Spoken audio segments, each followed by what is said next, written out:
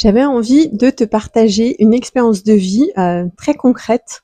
qui m'a permis pour la première fois avec beaucoup de clarté de déjouer mon ego, de déjouer en fait mon mental et de le mettre KO et de sortir vraiment vainqueur de cette situation.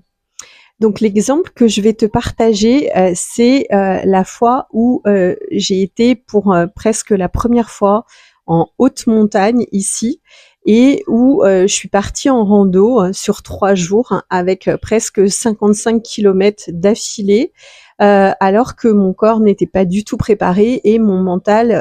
ne l'était pas plus.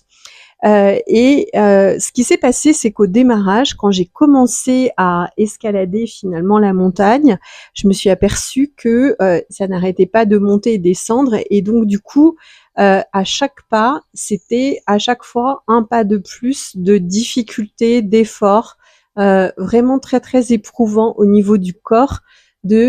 comme finalement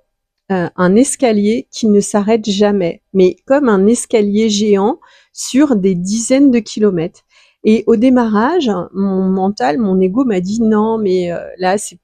tu dois arrêter, t'es trop fatigué, t'y arriveras jamais. Et finalement, après 3 jours, j'ai réussi cet exploit. Et c'est là où je me suis dit, plus jamais j'écoute mon mental, plus jamais j'écoute mon ego qui me raconte des salades.